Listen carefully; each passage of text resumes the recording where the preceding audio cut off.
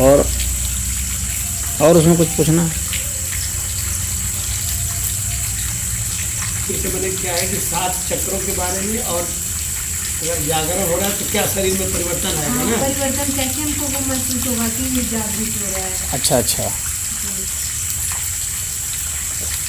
अरे चक्र के विषय में बताता हूँ, चक्र क्या है। चक्र जानती है क्या है? 7 चक्रा जो मैं इसके विषय में नहीं जानती कि मतलब क्या है वो। पहले चक्र को जान लीजिए कि चक्र किसको कहते हैं, तब उसके बाद फिर जो है उसके गुण दोष के विषय में चर्चा होगी। वो काफ़ी बड़ा विषय है ये। हाँ, तंत्र योग में ज़्यादा इसका वर्णन चक्रों का। हम लोग के जो शरीर में ऊर्जा का जो प्रवाह है, तो ऐसे अमूमन इस तरह से होता है, जैसे ऐसा समझ लो कि जैसे कोई कंपनियां खूब उसमें खूब प्रोडक्ट बनाती है, फिर अपना जो है एजेंसी को दे देती है, एजेंसी वाले फिर रिटेलर को दे देते हैं, रिटेलर वाले जो है ग्राहक को देते हैं। तो इस तरह से जो है उसका प्रोडक्ट एक जगह थोड़ा सा ज़्यादा इकट्ठा है, फिर उससे थोड़ा कम इस तरह से इकट्ठा है। तो उसी तरह से हम लोग के शरीर में जो ऊर्जा है वो अलग अलग जो है एक मॉड्यूल बना हुआ उसमें है, वैसा नोड है, एनर्जी नोड है, यानी वहाँ केंद्र है। ऐसा नहीं है कि एक साथ ही जो है ऊर्जा पूरा शरीर में एक साथ फैला हुआ, ऐसा नहीं है। तो जब हम भोजन करते हैं, जैसे भी हम ऊर्जा बनाते हैं, तो वो स्टोरेज जैसा है। हाँ, ऊर्जा जो है तो एक तो सामान्य स्टोरेज तो एक है कि लीवर में है। हाँ, तो लीवर की जो ऊर्जा है वो अलग ढंग की है। वो लीवर की जो ऊर्जा है वो इस तरह से स्टोर है कि कोई भी जनरल आदमी इस्तेमाल कर लेता है। लेकिन चक्रों की जो ऊर्जा है वो अलग ढंग की है। इससे जो रिफाइन होकर के जो ऊर्जा जाती है वो चक्रों में है, जिसको जीवनी शक्ति बोलते हैं। हाँ, जीवन शक्ति कह सकते हो, प्राण शक्ति कह सकते हो। तो वह ऊर्जा क्या है कि एक जगह कहीं पर इकट्ठा है, और किसी जगह मतलब स्टोर हाउस, पावर हाउस जैसा है वो, वहाँ से सप्लाई हो रही है, बिजली जैसे सप्लाई होती है उससे पावर सप्लाई हो रही है, छोटे छोटे अंगों में चली जा रही है। जैसे उदाहरण के लिए मूलाधार चक्र है, उदाहरण के लिए तो मूलाधार चक्र की जो ऊर्जा है तो वो पैरों में जा रही है, हाँ, और जनेंद्रियों में जा रही है, मल द्वार में, बड़ी आंतों में, हाँ, इस तरह से वो जा रही है। उसी तरह से ऊपर, और जो ऊपर के चक्र हैं, स्वाधिष्ठान है, मणिपुर है, इसी तरह से सभी चक्रों का कहानी है कि वहाँ इकट्ठा है, और वहाँ से जो है सभी अंगों को एक चैनल से भेजा जा रहा है। चैनल मतलब पाइप से नहीं, मतलब मेरा है उसका जो प्रोसेस है, केमिकल प्रोसेस जो है उसके माध्यम से चला जाता है, यानी इलेक्ट्रॉनिक प्रोसेस है, डिफ्यूजन के माध्यम से। साइंस भी मानता है इस बात को? हाँ, मानता है कि ऐसे 7 जगह हाँ, साइंस मानता है कि वो नोड है। हाँ, वो बायोलॉजी भी मानता है इस बात को। जो मानती होगी। हाँ, मेडिकल, हाँ, मेडिकल भी मानता है। उसको चक्र नहीं बोलते हैं वे लोग, चक्र नहीं बोलते, वो अलग बात, वो अलग भाषा, लेकिन है बात वही। हाँ, ये मेडिकल साइंस भी इसको मानता है। तो हम लोग की जो रीढ़ की हड्डी है, हाँ, रीढ़ की हड्डी, तो इस रीढ़ की हड्डी में ही जो है गुच्छक है, नाड़ियों के गुच्छक हैं। तो वे जो नाड़ियों के जो गुच्छक हैं, गुच्छक का मतलब वह गुच्छानुमा, खूब सारा घनीभूत नाड़ियाँ जहाँ बहुत घनीभूत हैं, बहुत ज़्यादा मात्रा में, तो वो जो है एनर्जी सेंटर है, एक तरह से वहाँ से सभी को डिस्ट्रीब्यूट होता है। लेकिन ये चक्र का स्थूल स्वरूप है, वास्तव में ये चक्र नहीं है, ये चक्र का स्थूल स्वरूप है। ये समझाने के लिए बोला जा रहा है। तो एक मोटे तौर पर जो है वहाँ पर समझ लो कि ऊर्जा के केंद्र हैं, जिससे कि वो सप्लाई कर रहे हैं अंगों को। अब ये जो है इसमें जो है 7 चक्र जो है ये मुख्य हैं। ऐसा नहीं है कि 7 ही चक्र हैं, चक्र बहुत सारे हैं, 21 चक्र हैं, और उस पर 14 मुख्य हैं, और उस 14 में से सबसे प्रमुख जो है ये 7 है। इसके तहत ही वे सब आते हैं।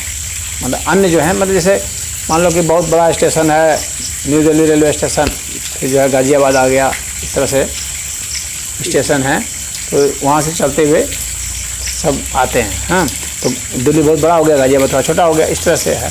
तो जो हम लोग का सहस्त्रार चक्र है वो सबसे बड़ा चक्र है। अच्छा, जो ऊपर सहस्त्रार, हाँ, जो कि बिल्कुल माइंड नर्वस सिस्टम पर जो काम करता है, जो नर्वस सिस्टम पर काम करता है वो सबसे बड़ा है, उसको सहस्त्रार बोलते हैं। हाँ, तो वो हम लोग के माइंड और जितने भी हम लोग के न्यूरॉन्स हैं उस पर काम करता है। तो उसके बाद जो है फिर आज्ञा चक्र है। तो आज्ञा चक्र जो है वो उसका सेकंड पोजीशन है। तो वह भी वो सेम ही एक तरह से कि वो न्यूरॉन्स पर भी काम करता है। मतलब हम अभी इसको सिर्फ फिजिकल स्टेट की बात बता रहे हैं, बाद में इसका एथेरिकल स्टेट भी बताएंगे, अभी सिर्फ फिजिकल बता रहे हैं। तो ये जो आज्ञा चक्र है तो वह न्यूरॉन्स पर भी काम करेगा और ग्लैंड्स पर भी काम करेगा। जो ग्लैंड्स हैं हम लोग के, ग्रंथियां जिसको कहते हैं हिंदी में, ग्रंथि, हम लोग के ग्लैंड्स होते हैं ना, जैसे कि पिट्यूटरी ग्लैंड्स हैं, पिनियल ग्लैंड्स हैं बायोलॉजी में, तो ये सब ग्लैंड्स हैं जो कि हार्मोन्स बनाते हैं शरीर में। ग्रंथियों से ही, तो जैसे ये जो शुगर है वो भी ग्रंथि से ही निकलता है। तो हाँ, सब ऐसा, थायराइड हो गया, हाँ ये सब हाँ हाँ, ये सब ग्रंथियाँ हैं। तो जो वो ग्रंथियों पर विशेष काम है, विशेषकर जो है पीनियल ग्लैंड पर और पिट्यूटरी ग्लैंड पर जो काम है उसका वो बहुत ज़बरदस्त काम है। तो ये आज्ञा चक्र का होता है। वहाँ से फिर आएंगे तो विशुद्धि चक्र पर आएंगे, जो गले में, हाँ, जो गले से संबंधित, जो यानी गले से संबंधित यदि कोई बीमारी है तो उसकी उस चक्र की खराबी के कारण होता है। तो जिससे आप पूछते हैं ना क्या लक्षण है, तो उसमें से एक लक्षण है, आप ये समझ लीजिए कि जिस व्यक्ति को अधिक कोई रोग है तो उसको किस संबंधित रोग है, तो समझ जाइए कि उसका वह चक्र खराब है। तो सहस्त्रार चक्र अगर खराब होगा तो मेंटली डिसऑर्डर में, हाँ, मेंटल डिसऑर्डर में चला जाएगा। सहस्त्रार चक्र खराब होने का मतलब है कि मेंटल डिसऑर्डर हो गया। और आज्ञा चक्र गड़बड़ है तो आदमी जो है वो चीज़ों को कंट्रोल करने की उसकी हाँ, कैपेसिटी, कैपेसिटी कम हो गई और ये भी मेंटल डिसऑर्डर में कुछ आएगा और थोड़ा मंद बुद्धि, प्रॉपर हार्मोन्स डेवलप नहीं होंगे। हाँ, प्रॉपर हार्मोन्स उसके डेवलप नहीं होंगे, उसका बहुत एबनॉर्मल बिहेवियर होगा। तो बीमारी के माध्यम से भी जाना जाता है कि किस अंग से संबंधित उसकी बीमारी है। जिस अंग से संबंधित बीमारी है उसको, इसका मतलब वह चक्र उसका पीड़ित है, वह चक्र खराब है उसका। तो जो गले से संबंधित यदि कोई खराबी है, हाँ, तो समझ लीजिएगा कि विशुद्धि चक्र उसका खराब है। और अगर कोई अच्छा गाता है इसका मतलब है विशुद्धि चक्र उसका अच्छा है। अच्छा भाषण देता है इसका मतलब अच्छा है। तो भाषण की कला जो है वो विशुद्धि चक्र का काम है। गायन जो है विशुद्धि चक्र का काम है। जितनी सुरीली और अच्छी आवाज़ होगी, जितना व्याकरण उसका सही होगा, जितना तर्क संगत वो बात करता है, हाँ, तो वाणी का कारण यही है, विशुद्धि चक्र। तो जिसके वाणी में दम है इसका मतलब है कि विशुद्धि चक्र उसका जन्म से होता होगा ना? नहीं, जन्म से क्यों होगा? ऐसा थोड़ी है कि जन्म से ही सबका चक्र जागृत हो गया, ऐसा नहीं है। हाँ, कुछ चक्र तो जागृत रहेंगे ही, उसका कुछ प्रतिशत जागृत रहेगा जिससे कि वह उस काम को कर सकते सामान्य रूप से। लेकिन जब वही उसको डेवलप करना है विशेष रूप से, उस पर ज़्यादा जोर देगा तो वह चक्र जागृत ज़्यादा हो जाएगा, पूरा जागृत हो जाएगा, तो पूर्ण रूप से विकसित हो जाएगा, पूरी क्षमता उसमें आ जाएगी। अब उसी तरह से अनाहत चक्र है। अनाहत चक्र का जो क्षेत्र है वह हृदय का है, फेफड़े का है, इन सब का क्षेत्र है। इन सब का जो स्थान है वो अनाहत का है। यानी हृदय रोग से संबंधित अगर किसी को दिक्कत है तो इसका मतलब है कि उसको अनाहत चक्र संबंधित परेशानी, जैसे ब्लड प्रेशर किसी का एबनॉर्मल हो गया है या किसी को सांस संबंधित बीमारी है हो जाती है, तो इसका मतलब वह चक्र उसका उस वक्त बिगड़ गया। समझ रहे कि नहीं बात को? तो ये मैं फिजिकल स्टेट पर बता रहा हूँ, फिर इसके बाद दूसरे स्टेट पर आऊँगा। इस तरह से अब उसके जो नीचे वाला जो चक्र है मणिपूरक चक्र है। मणिपूरक चक्र है, इसका मतलब पाचन संबंधित अगर कोई गड़बड़ी इसमें हो जाती है, मैंने भूख नहीं लग रही है, व्यक्ति को पचा नहीं पा रहा है, एसिडिटी संबंधित एसिडिटी वगैरह ज़्यादा हो जाती है, तो इसका मतलब है कि उसका जो है मणिपूरक चक्र गड़बड़ है। शरीर आलस जैसा रहता है, बहुत नींद नहीं लगता है, काम में उसका मन नहीं लगता है। तो ऐसे जो कई लोग निकम्मे टाइप के होते हैं, इन सब का मतलब है कि मणिपूरक चक्र जिनकी जागृत नहीं है। और उसके बाद जो है स्वाधिष्ठान चक्र है, मतलब बहुत गैस बन जाना है, चाहे तो ये मणिपुर किडनी। में नाभि का पॉइंट जो है, हाँ, नाभि का पॉइंट, मणिपुर का मतलब नाभि का पॉइंट है। स्वादिष्ठान मतलब वो नाभि और जननेंद्रिय के बीच का जो हिस्सा है, पेड़ू जिसको बोलते हैं, पेड़ू। हाँ के नीचे वाला। हाँ, जहाँ पर मतलब ये किडनी वगैरह है और बड़ी आंत है। हाँ, तो किडनी और आंत संबंधित यदि कोई परेशानी है, गुर्दे संबंधी कोई परेशानी, इसका मतलब है कि उसका स्वादिष्ठान चक्र पीड़ित हो गया है, अत्यधिक गैस का फॉर्मेशन हो रहा है या गैस बिल्कुल भी नहीं बन रहा है। तो गैस बिल्कुल नहीं बनेगा तो पेशाब भी नहीं कर पाएगा, टट्टी नहीं कर पाएगा, सब नहीं कर पाएगा, तो वैसे भी मर जाएगा वो। हाँ, ज़्यादा दिक्कत हो जाएगी तो ज़्यादा बनेगा तो भी मर जाएगा, कम बनेगा तो भी मर जाएगा। तो एक संतुलित अर्थ में बनता रहेगा तो चलेगा। ये तो रोग से संबंधित लक्षण हो गए जिससे आप पहचान सकते हैं कि कौन कैसा जागृत है।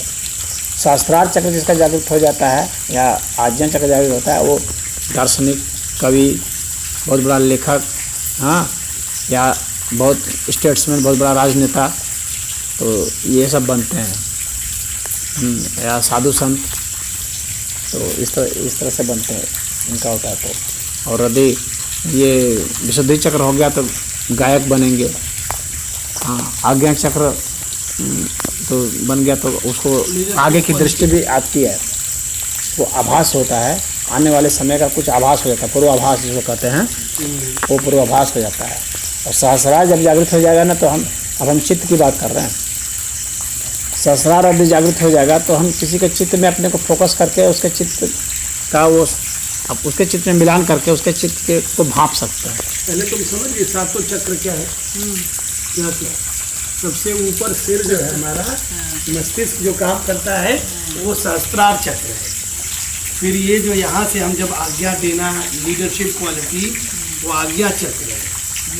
हाँ, फिर यहाँ जो है गले में वो विशुद्धि चक्र है। फिर जो यहाँ है अनाहत चक्र है, हृदय के पास, फेफड़े के पास। फिर जो नाभि के पास है वो मणिपूरक चक्र है। नाभि से नीचे जो ये पेड़ू बोलते हैं, यहाँ पर स्वादिष्ठान चक्र है।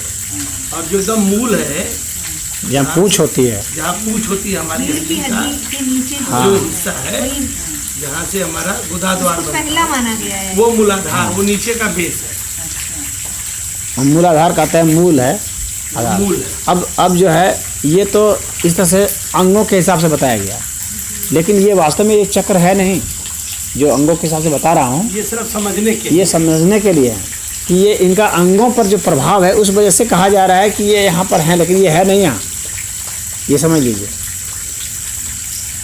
बायोलॉजी के हिसाब से तो ठीक है, वहाँ पर नाड़ियों के गुच्छक हैं, तो बायोलॉजी से अगर हम चीर फाड़ करेंगे तो वे गुच्छक मिल जाएंगे, लेकिन ये वास्तव में चक्र नहीं है। लेकिन कुछ लोग उसी को इंगित कर देते हैं चक्र के रूप में, परंतु वे चक्र हैं। अब इसके बाद जो शरीर का ये जो हमने वर्टिकल डिवीजन किया, इस तरह से देखिए, ऊपर नीचे, अब इसको इस डिवीजन को छोड़ देते हैं। अब क्या करते हैं कि उसको पहली परत, दूसरी परत, तीसरी परत ऐसे मानते हैं, जैसे प्याज के छिलके की तरह। हाँ, प्याज का छिलका जैसे देख रहे हैं ना, कि जो सबसे पहला जो छिलका होता है प्याज का, उसको मूलाधार मानिए। ये सबसे नीचे होगा। हाँ, सबसे बाहरी जो परत है वो मूलाधार का है, मूलाधार चक्र का। उसके भीतरी का अगर उस परत को हटा कर फेंक दिए तो उसके अब भीतर जो छिलका बच गया तो वो जो है स्वादिष्ठान का है। उसको अगर हटा दिए, उसको जो बच गया तो मणिपूरक का है। उसको जब हटा दिए तब फिर अनाहत का आ जाएगा। ये फिर पूरे शरीर के अकॉर्डिंग जैसे ये हाँ, तो एक हम लोग के शरीर की उसी परत है। अब ये जो परत में कह रहा हूँ ना, परत का मतलब कि हम लोग का शरीर ऐसी परतों से बना हुआ है। हम लोग का शरीर ऐसा नहीं है। हम लोग का मतलब एक छिलका है, फिर उसके ऊपर एक छिलका है, फिर उसके ऊपर एक छिलका है, ऐसे से हम लोग का शरीर बना हुआ है। और हम ही लोग का नहीं, सभी का शरीर ऐसा बना है। चाहे पेड़ को लें, चाहे कुछ भी लें, पेड़ को भी देखेंगे तो उसमें गर्थ होता है। पेड़ को भी आप उसको काट देंगे ना पेड़ को, तो उसका जो रेखा है उससे लेयर से हम लोग उसकी आयु गिनते हैं कि कितनी आयु का है। तो सभी में छिलके होते हैं, चाहे पेड़ पौधे हों, चाहे आदमी हो, चाहे जैसे भी। तो हम लोग का जो है ऊपर की परत, दूसरी परत। तो ये जो सहस्रार जो है, इसको माइंड के बारे में बात कर रहे थे, न्यूरॉन्स जो करते हैं, ये सबसे सूक्ष्म चक्र है। सहस्रार सबसे सूक्ष्म चक्र। सब परत हटा देंगे तो अंत में जो बचता है वो सहस्रार है। और अंत में जो छोटा सा जो रहता है, जब उसको भी हटा देंगे तो क्या होगा, तो वो चक्रातीत हो जाएंगे, चक्र से परे हो जाएंगे। चक्र जो है ना, ये ऊर्जा के केंद्र है, तो परे हो जाएंगे। ऊर्जा से परे फिर वो ईश्वर में मिलने वाली बात। हाँ, तो वह जो है ऊर्जा में हम लोग की स्थिति ऐसी हो जाएगी कि ऊर्जा से हम लोग आगे लांघ जाएंगे। ठीक है, तो अब उसको लांघ जाएंगे तो चक्रातीत अवस्था में पहुंच गए, लेकिन पहले साधक को चक्रों से गुजरना पड़ता है, फिर चक्रातीत अवस्था में। और पूछ रहा था, अब उसके बाद मैं बता रहा हूँ, अब इसको भावना के स्तर पर समझिए, तो उससे अब समझ में आएगा। अलग कलर वगैरह भी बताया गया है। हाँ, तो वो पंखुड़ी का कलर बताया गया है, जैसे लाइट का अलग अलग कलर होता है ना, तो वैसे कलर बताया गया। तो ये जो भिप गैर होता है, तो ये जो 7 कलर्स हैं, ये 7 चक्रों को दिया गया है, एक एक चक्र को एक एक कलर दिया गया है। और उसी तरह से संगीत के जो 7 सुर होते हैं, सा रे गा मा पा धा नी, हाँ तो हाँ तो सा से शुरू होता है और नी तक जाता है, तो एक एक जो स्वर है तो उसको भी दिया गया है, एक एक चक्र को दिया गया है। उसी तरह से अलग अलग राग भी जो हैं वो अलग अलग चक्रों को दिए गए हैं। तो कलर जो है, जो वायलेट होता है, ये सबसे पावरफुल कलर होता है। कलर की बात करेंगे तो वायलेट जो है, हाँ बैंगनी कलर, ये सबसे पावरफुल कलर होता है। हाँ, तो इसलिए अगर कोई ऐसी चीज़ खाते हैं जो बैंगनी रंग की हो, तो वह जो है ज़्यादा पौष्टिक है, ज़्यादा पौष्टिक है, वो ज़्यादा पौष्टिक है। चुकंदर हुआ, जामुन, जैसे कि जामुन, सही कहा, तो जामुन में बहुत हाई एनर्जी है। हाँ, उसी तरह से बैंगनी कलर का कुछ चीज़ पहनते हैं या बैंगनी रंग की रोशनी में रखते हैं, तो बैंगनी रंग की रोशनी में यदि हम किसी तरल पदार्थ को रख दें, पानी को रख दें, तो वह जो है ज़्यादा पावरफुल होगा और हम लोग को बहुत लाभ पहुंचाएगा। तो वह जो है शास्त्रार्थ के लिए होता है। तो उसके बाद का जो है इंडिगो होता है। नीला कलर, हाँ, तो इंडिगो जो है तो नीला होता है, और जो गाढ़ा नीला जो देखते हैं, तो नील जिसको कहते हैं नील, तो नील रंग का होता है। तो इंडिगो होता है, वो आज्ञा चक्र का रंग माना जाता है। उसके बाद फिर जो है इसका जो है इसे ब्लू कलर होता है, ब्लू, तो वो ब्लू जो आसमानी ब्लू जो होता है, वो है इसका विशुद्धि चक्र का। फिर उसके बाद जो है ग्रीन है, जो हमारा अनाहत चक्र है। फिर उसके बाद येलो है, मणिपूरक का। फिर स्वादिष्टान का ऑरेंज हो जाएगा, और फिर मूलाधार का रेड हो जाएगा। मूलाधार रेड है, रेड है, इसलिए सबसे निम्न कोटि का कलर लाल है। रेड जो होता है ना, तो वह मूलाधार का है। तो जो हम लोग की जितनी भावनाएं हैं, जैसे क्रोध है, काम है, ये सब भावनाएं क्या है, ये रेड का है। हाँ, जितने हिंसात्मक प्रवृत्ति होती है, ये लाल का है। तो ये मूल हम लोग प्रवृत्ति है, हिंसा करना, कामुक होना, ये सब हमारी मूल प्रवृत्ति है। तो वह जो है मूलाधार चक्र से संबंधित है। कोई तोड़ फोड़ करना, मारपीट करना, दंगा, हाँ भावना के स्तर पर समझा रहा हूँ। तो उस स्तर पर यदि बात करेंगे तो वह उस मूल प्रवृत्ति में आता है। और अगर हम वह चक्र बिगड़ जाता है, जो चक्र जो है ना, अब तो ये तो उसके ऊर्जा केंद्र हो गया। अब ऊर्जा केंद्र में अब उसकी चक्र है, उसकी दिशा भी होती है, जैसे कि वो क्लॉकवाइज है कि एंटी क्लॉकवाइज है, उसके डायरेक्शन पर है। तो यदि वह क्लॉकवाइज है, तो वो सकारात्मक उसका जो पहलू है वो आएगा। यानी मूलाधार चक्र में कामुकता भी है, ब्रह्मचर्य भी है। यदि वो उल्टा घूमता है तो कामुकता है, और क्लॉकवाइज घूम रहा है तो ब्रह्मचर्य बस। है। तो जो चक्र जागृत होते हैं, तो सिर्फ साधु संतों के नहीं होते हैं, बदमाशों के भी होते हैं, बस उनका उसकी दिशा उल्टी होती है। तो इसलिए बदमाश सभी बहुत साहसी होते हैं और स्वतंत्र ख्यालात के होते हैं। उनको भी देखोगे, तो बचा सही हाँ, वो बहुत कुछ आप मिलता जुलता एकदम नज़र आएगा आपको। वो भी पैसे की कोई फिक्र नहीं करेगा, हाँ बहा देगा इधर।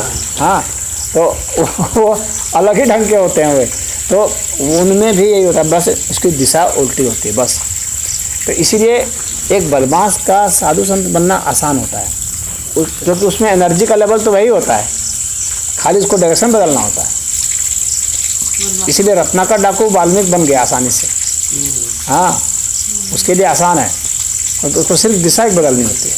उसमें एनर्जी कंटेंट बहुत हाई होता है। भैया हम कुछ बात करें तो कल फोन तो वह जो है मूलाधार चक्र, वह अगर सही दिशा में है, क्लॉकवाइज है, तो इसीलिए क्लॉकवाइज दिशा का बहुत महत्व होता है। चाहे वास्तुशास्त्र हो, चाहे ऐसे मंदिर की जो प्रदक्षिणा है, मंदिर में जो घूमते हैं, हाँ, तो प्रदक्षिणा करते हैं, हाँ, तो क्लॉकवाइज घूमेंगे ना, तो ये ग्रह तो सारे एंटी क्लॉकवाइज चलती है। नहीं, एंटी क्लॉकवाइज कभी नहीं चलेगी, ये क्लॉकवाइज चलते हैं। एंटी क्लॉकवाइज जो चलेगा ना, तो उसका डायरेक्शन विपरीत हो जाएगा। तो कैंसर, जैसे हम लोग कोशिका जो विभाजित होती है, तो ये क्लॉकवाइज चलती है, और जब एंटी क्लॉकवाइज इसका डिवीजन शुरू हो जाएगा तो कैंसर हो। जो भी कैंसर की कोशिकाएं होती हैं सब एंटी क्लॉकवाइज चलती हैं, और वो क्लॉकवाइज होती हैं, उनका डायरेक्शन क्लॉकवाइज होगा, तब जाकर के जो है क्लॉकवाइज घूमती है, एंटी क्लॉकवाइज। कोई भी चीज़, कोई भी जो पदार्थ है, सब क्लॉकवाइज घूम रहा है, एंटी क्लॉकवाइज नहीं है पूरे ब्रह्मांड में। अच्छा, हाँ, सभी सूरज, चांद, तारे जितने भी हैं, ये सब जो घूमे, एटम भी जो घूम रहा है, हाँ। तो वो सब क्लॉकवाइज घूम रहा है, एंटी क्लॉकवाइज नहीं घूम रहा है। एंटी क्लॉकवाइज हम लोग उसका लोकेशन ले रहे हैं, घूम रहा है क्लॉकवाइज। क्लॉकवाइज भी घूमता है हर चीज, लेकिन हाँ। उसको तो उसका हम लोग जब लोकेशन लेंगे तो हम लोग के ठीक विपरीत पड़ेगा। इस वजह से हम लोग को एंटी क्लॉकवाइज है, वो क्लॉकवाइज है। तो ये जो चक्र है, ये खाली चक्र की बात नहीं है, अणु परमाणु भी जो घूम रहे हैं, तो सब क्लॉकवाइज। हाँ, और जहाँ विपरीत घूम रहा है, जैसे कि वहाँ जो है क्या कहते हैं, काबा है, हाँ, कितने मुस्लिम स्कॉलर सब आपत्ति भी करते हैं कि जो काबा है वहाँ पर सब लोग उल्टा चक्र लगाते हैं, एंटी क्लॉकवाइज लगाते हैं। अच्छा, हाँ, वो जो ईरान में मुसलमानों का जो जगह है, वहाँ अरब में है, सऊदी अरब में है, हाँ, तो काबा जहाँ जाते हैं, तो ये चक्कर लगाते हैं तो उल्टा चक्कर लगाते हैं। तो उल्टा चक्कर लगाते हैं तो इसलिए उल्टा दिमाग भी हो गया, उल्टी खोपड़ी हो गई है, सब चीज़ में उल्टा उल्टा ही करेंगे, तो क्योंकि विरोध की स्थिति हो गई ना, आप उल्टा कर रहे हैं, इसीलिए उल्टा है सब कुछ। वो हर चीज़ उल्टी हो जाएगी, फिर हर चीज़ उल्टी हो जाएगी। तो मोहम्मद साहब जो गुरु जी बता रहे हैं ना, साधु संत और बदमाश दोनों में बराबर का ही बात होता है। तो मोहम्मद सिर्फ साहब एनर्जी लेवल जो डायरेक्शन है उसमें फ़र्क है बस। तो तो जो स्पिन होता है, प्रेयर करते हैं वो पश्चिम में करते हैं। तो मोहम्मद साहब बहुत ही नकारात्मक दृष्टिकोण के व्यक्ति थे ना, नकारात्मक दृष्टिकोण होने की वजह से ऐसा होता है। इसीलिए उन्होंने वैसी ही चीजें दिया। जैसे यदि आप मन में ये ठान लेंगे कि अमुक जो करता है मैं उसका उल्टा करूंगा, अब इसका मतलब है कि आप लॉजिक से नहीं चल रहे हैं और व्यवस्था से नहीं चल रहे हैं, बल आपके दिमाग में एक विरोध की भावना है कि वो इधर पूरब करता है मैं पश्चिम कर लूँगा, हाँ, वो इधर देखता है तो इधर देखूँगा, इस तरह की बात है। वो इधर टोपी पहनता है तो मैं इधर टोपी पहनूँगा, तो अब उल्टा पुल्टा करने लगोगे। तो इस तरह से जो है ये व्यवस्था नहीं होती है, इससे आदमी और विकृत हो जाता है, बिगड़ जाता है, इसलिए मत बिगड़ जाते हैं, और उसके कारण जो प्रभाव आएगा समाज में वो भी सब बिगड़ा हुआ प्रभाव आएगा। तो खैर वहाँ जो भावना होती है, कहने का मतलब ये है कि जितने भी चक्र हैं उनमें जो भावनाएं होती हैं उससे भी हम लोग लक्षण से पता लगा लेते हैं। तो मूलाधार चक्र में अगर दोष है तो फिर काम, क्रोध, वासना, हाँ, ये सब आप में ज़्यादा होगा। हाँ, ये सब अगर ये अगर उल्टा चल रहा है तो हाँ, अगर इसको आप सीधा चलाने लगेंगे तो फिर यही ब्रह्मचर्य साथ देगा, यही जो है अहिंसा साथ देगा। कि हम उल्टा चलाएं या सीधा चलाएं, हाँ हाँ, बिल्कुल बस में है, अपने हाथ में है। हाँ, आपके हाथ में है। आपकी जो चेतना है ना, वो पदार्थों को घुमा सकती है अपने हिसाब से, वो ऊर्जा को घुमा सकती है, इतना में ये क्षमता है, आपके बस में है, आप ऐसा कर सकते हैं। कैसे? हाँ, कैसे? आप ऐसा विचार करेंगे ना कि मुझे ऐसा करना है, हाँ, आपकी उसमें रुचि होगी, आप ब्रह्मचर्य की ओर जाएंगे, तो आपकी उसमें आपकी रुचि होगी, तो आपने जो कुछ भी चुना है आपने दिमाग से नहीं चुना है, जिस चीज़ को भी चुना, हाँ, तो दिमाग से चुना, तो दिमाग से छोड़ भी सकते हैं, दिमाग से चुन सकते हैं, दिमाग को छोड़ सकते हैं, दिमाग से दूसरी चीज़ को ग्रहण कर सकते हैं। तो हम लोग को वो वैचारिक शक्ति मिली हुई है, वो भावनात्मक शक्ति मिली हुई है, वो जीवन शक्ति मिली है, प्राण शक्ति हम लोग को मिली हुई है कि हम लोग चुनाव कर सकते हैं, फ्रीडम है, तो साधना है। हाँ, तो वह हम लोग चुनाव कर सकते हैं, और उसके हिसाब से फिर जो है हम लोग के शरीर की संरचना, हम लोग का खान पान, रहन सहन सब बदल जाता है, हमें पता नहीं चलता, सब बदल जाता है। आखिर मतांतर लोग करते हैं ना, कितने जो है कोई मुसलमान बन गया, मुसलमान कोई ईसाई बन गया, ईसाई कोई बौद्ध बन गया, कोई जैन बन गया, इस तरह बनते हैं ना लोग। तो क्यों, बेचारी की आज़ादी है इसीलिए ना बनते हैं। तो जब बन जाता है तो अपना सब कुछ बदल देते हैं, सब रहने कहने खाने पीने हर चीज़ स्टाइल उनका बदल जाता है। तो अगर मूलाधार केंद्र अगर विकृत है तो हिंसा प्रतिहिंसा इन सब की भावना जो है, अत्यधिक कामुकता, हाँ, और इस तरह की भावना आएगी।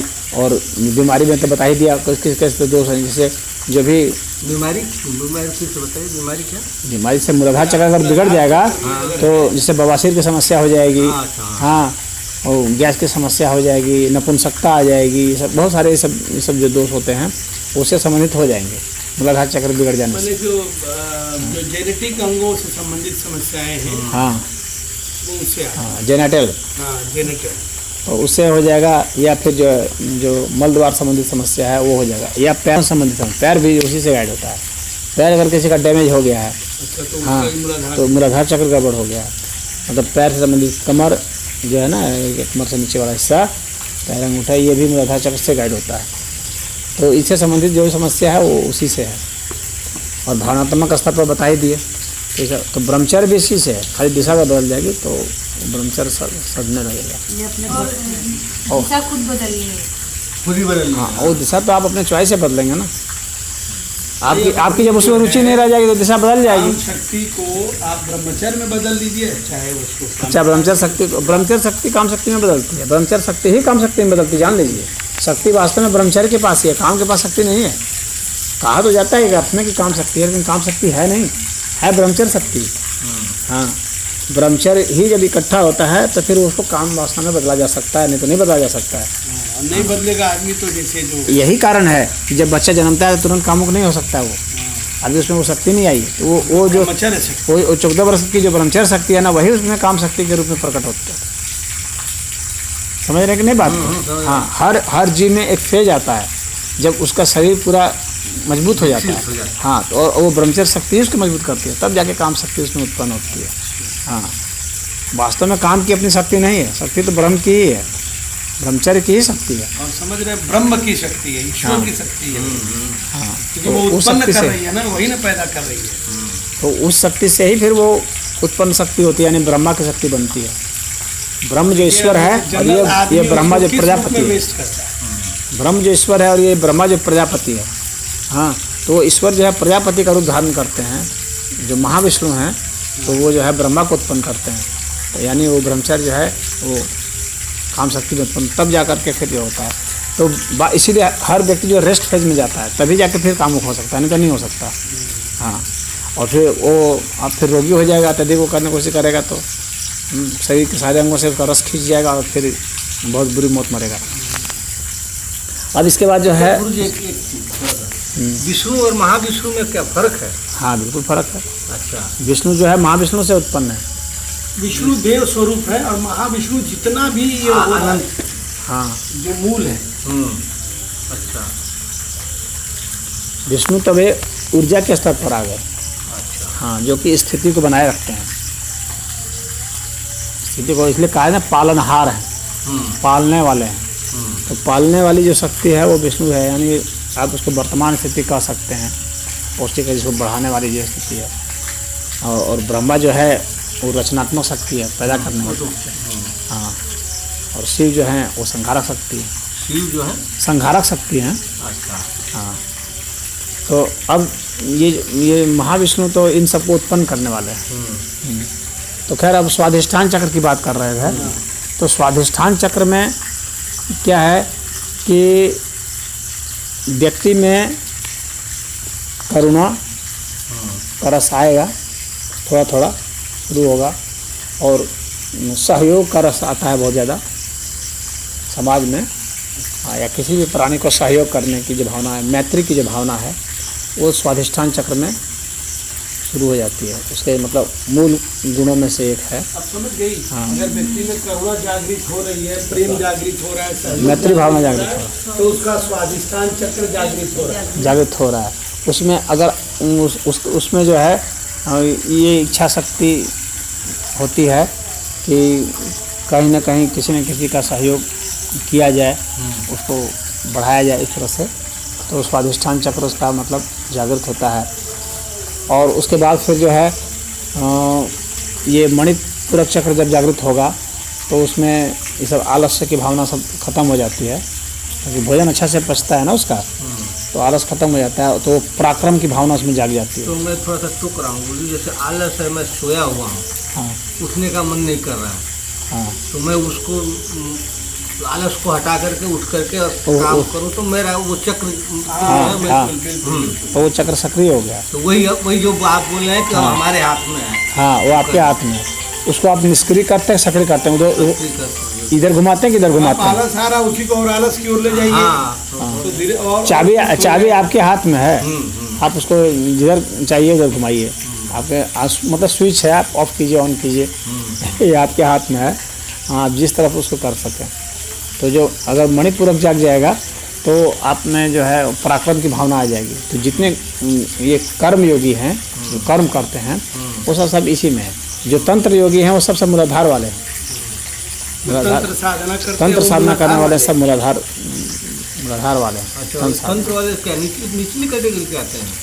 अरे आप कहने का मतलब वही, अगर ब्रह्मचर्य में चला गया तो निचली कैटेगरी के निचली कैटेगरी ऊंची कैटेगरी नहीं है। हो जाएगा भाई। अघोर पंथ के इतने बड़े बड़े अघोरेश्वर हुए, हाँ, तो वो उस स्तर पर वो साधना करते हैं ना, तो उनका वो मूलाधार चक्र की साधना होती है। हाँ, वो तो चाहे किसी चक्र की साधना करेंगे आप तो बात एक ही होगी। बात एक ही होगी। एक ही चक्र की साधना में अगर आप सिद्ध हो जाते हैं ना, तो फिर वही ऊर्जा जो आपको संपूर्णता दिला ये देती है। जरूरी अच्छा। नहीं है कि हम लाइन बाई लाइन मतलब नहीं, कोई जरूरी नहीं। कोई जरूरत अगर हमारा जिससे ध्यान जाता अधिकतर लोगों को ये भी भ्रम होता है कि सबको धीरे धीरे जगाना होगा, ऐसा है, इस हाँ, तरह। मुझे भी तो यही भ्रम है। ऐसा अधिकतर लोगों को भ्रम होता है, अच्छा, लेकिन ऐसा कुछ नहीं है। अगर एक ही चक्र को आदमी उस तरह से फोकस किया तो बाकी सारे और अपने वो आप अपने आप ही हो जाएगा फिर ना, अच्छा। वो फिर अपने आप ही उपलब्ध हो जाएगा भाई उसको। अनाहत चक्र भक्ति का चक्र है, हम्म, तो अब वो तो हाँ। खाली उसी से मुक्त हो जाएगा। उसको सहस्त्रार की क्या जरूरत है? उसका हृदय इतना विशाल हो जाए वो कि सब में ईश्वर कोई किसी देख भी चक्र सके। से आप जो है वो हो सकते हैं। एक चक्र को ही से ही सब चक्र जागृत हो जाएगा। समझ गए, कोई भी समझ चक्र आप अपने स्वभाव के हिसाब से किसी एक चक्र को, किसी भी चक्र को आप जागृत करेंगे, किसी भी चक्र को जागृत करेंगे अपने स्वभाव के हिसाब से। हाँ, और ये जो है ये जो बता रहा था मैं, मणिपूरक चक्र, तो ये जो है कर्मयोगियों का चक्र है। और जो स्वाधिष्ठान है वो क्रिया योगियों का है। अच्छा, हाँ, स्वाधिष्ठान चक्र जो है वो क्रिया योगियों क्रिया का है। योगियों का। तो क्रिया योगी का जो उसका है ना थोड़ा प्रभाव फर्क उस पर बताइए, होगा। बोलिए, कर्मयोगी क्रिया योगी।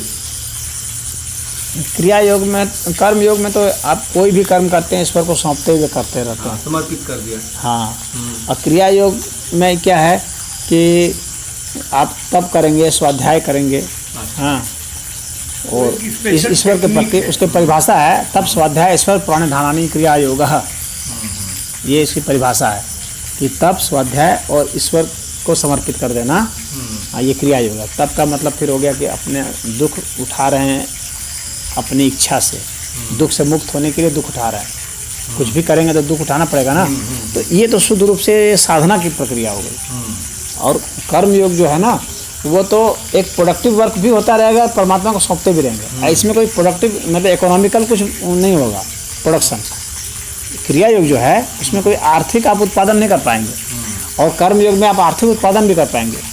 अन्यों के लिए कुछ उपार्जन कर सकते हैं, भौतिक तत्वों को दे करके कल्याण कर सकते हैं, यानी लोगों के जीवों के कल्याण के लिए क्रिया जो योग आप खुद करते हैं। अपने लिए कर सकते हैं, और कर्म योग दूसरों के लिए करते हुए भी आप कर्मयोग तो अच्छों में से आता है ना। अच्छे तो सब हैं अब, अच्छे तो सब हैं, लेकिन सबका रूप थोड़ा बदला हुआ है, इसलिए अलग अलग नाम भी है।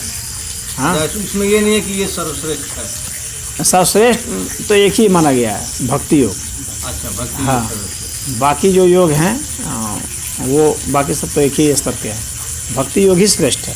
सब योग को अंत में भक्ति योग में बदल जाना है, और जो भक्त हो गया उसको सब किसी योग भी पता है। योग के माध्यम से जाएंगे तो अंत में गीता में भी तो आपको यही बताया गया है। भक्ति योग श्रेष्ठ है, कोई दो राय नहीं। तो ये कर्म योग का ये चक्र है। मणिपूरक। हाँ, फिर उसके बाद आगे जाएंगे तो जो है अनाहत का चक्र है। तो अनाहत का जो चक्र है ये भक्ति योग का चक्र है। इसमें करुणा भाव बहुत होती है, करुणा भाव भरपूर होती है, दया भाव बहुत होती है, सहानुभूति बहुत होती है।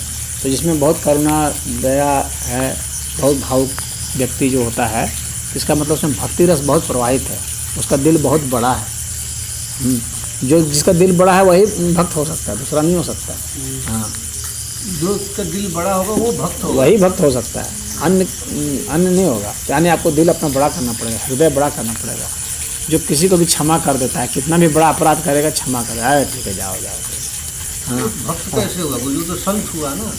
संत तो सब होते हैं ना, चाहे तंत्र योग हो, मंत्र योग, कोई भी है, सब संत ही है। संत का अर्थ हो गया कि जिसने सत्य को जान लिया। अच्छा, जिस मार्ग से पूरा जान लिया। हाँ। भक्ति योग भी जब पहुंचेगा तो अंत में संत ही तो बनेगा। संत का मतलब होता है जिसने सत्य को जान लिया, वो संत है। हाँ, चाहे वो जिस भी मार्ग से गया हो। और भक्ति योग तो सत्य को जानने का एक मार्ग है, एक योग है। हाँ, सत्य को जानने का, महसूस करने का। तो यह जो अनाहत चक्र है, ये भावुकता वाला। कुछ लोग नहीं होते जो अनावश्यक बहुत ज़्यादा भावुक होते हैं, तो वो जो है हर चीज़ समर्पित कर देते हैं। बहुत किसी काम में बहुत डिवोटेड होकर के वो लगेंगे, भावना से वो लगेंगे किसी काम में, और उसे उबेंगे नहीं, थकेंगे नहीं, और उसे क्या परिणाम आएगा उसकी भी फिक्र नहीं करेंगे। क्या उसको उनको रिवार्ड मिलेगा कि नहीं मिलेगा। बहुत थोड़े से वेतन में भी खूब काम कर रहे हैं। हाँ, उनको बहुत ज़्यादा कमाने की लालच नहीं है, उस काम को अच्छा से पूरा कर देने। हाँ, उसको काम में डूबने का उनका वो है।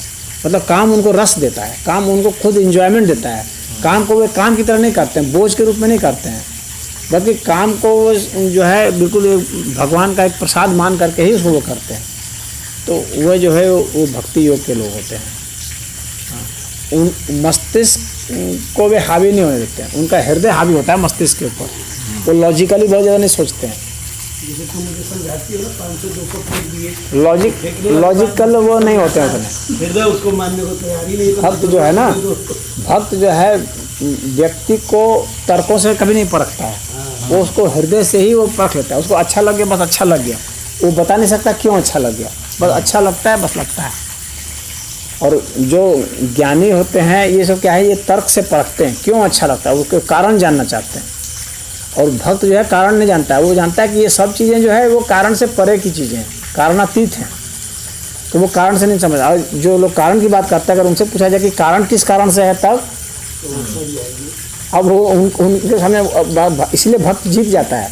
भक्त से लॉजिकली भी अगर कोई बात करेगा तो नहीं जीत सकता है।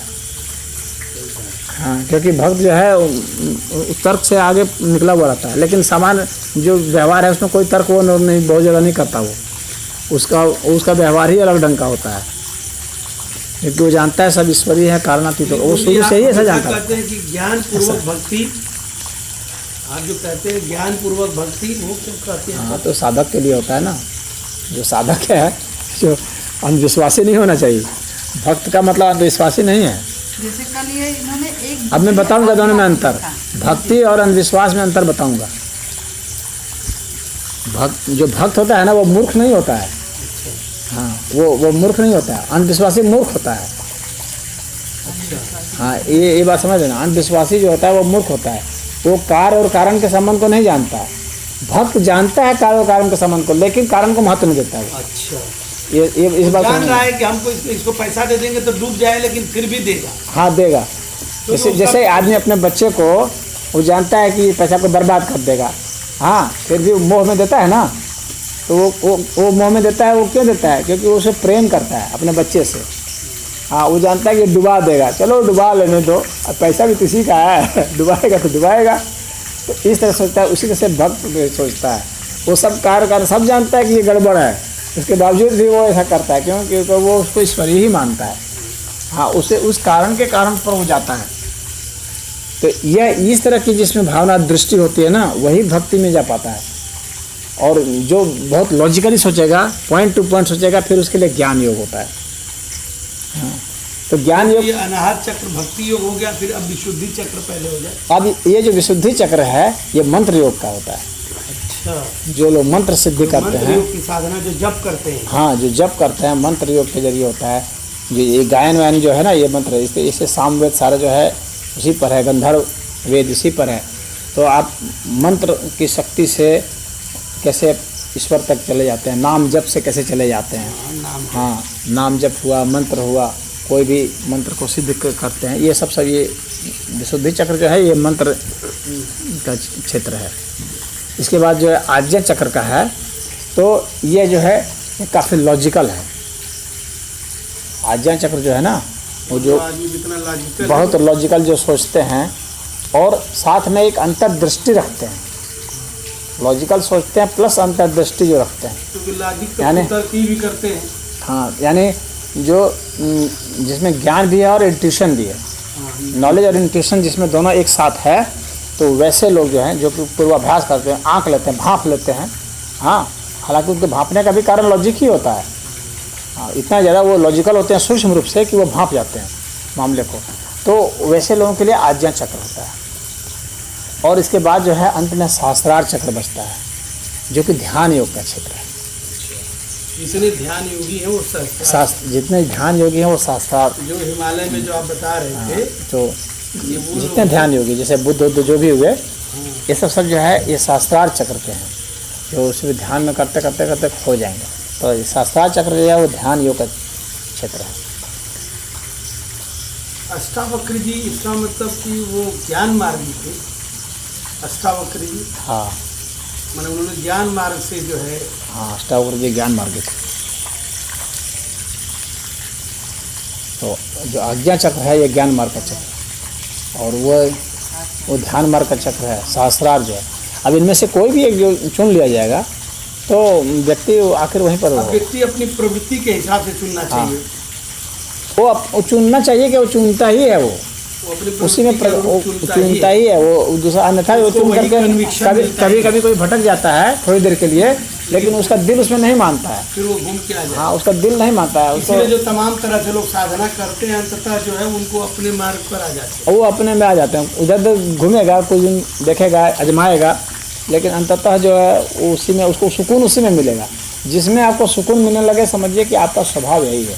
और हर व्यक्ति इसी, और उसी को वर्ण कहा गया है। इसीलिए कहा गया अपने वर्ण के अनुसार ही आप कर्म करेंगे, और करते ही हैं आप अन्यथा कर ही नहीं सकते। तो आपका जो वर्ण है, ब्राह्मण क्षत्रिय वैश्य शूद्र ये सब जो वर्ण बताए गए हैं, तो ये वर्ण इसी आधार पर बताए गए हैं कि आपका जो स्वभाव है ना, तो ध्यान